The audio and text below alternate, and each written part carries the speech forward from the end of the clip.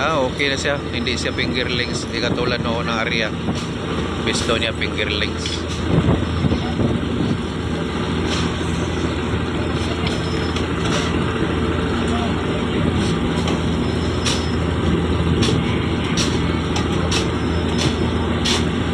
So, pang-apat na area namin to mga kapising.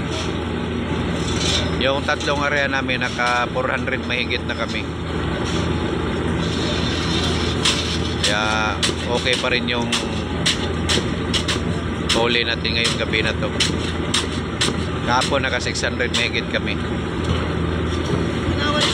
Ngayon baka abutin din kami ng 500 mahigit.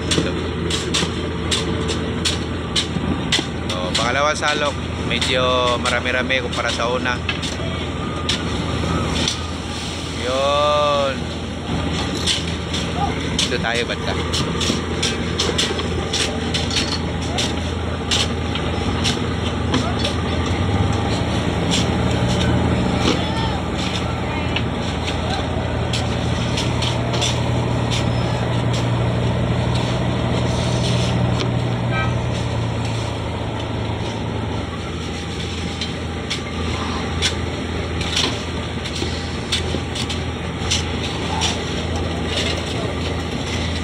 Okay naman yung isda, di siya masyadong maliliit.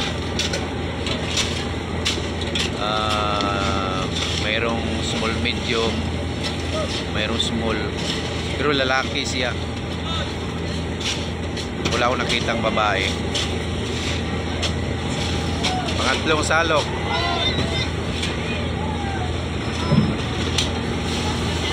Yun.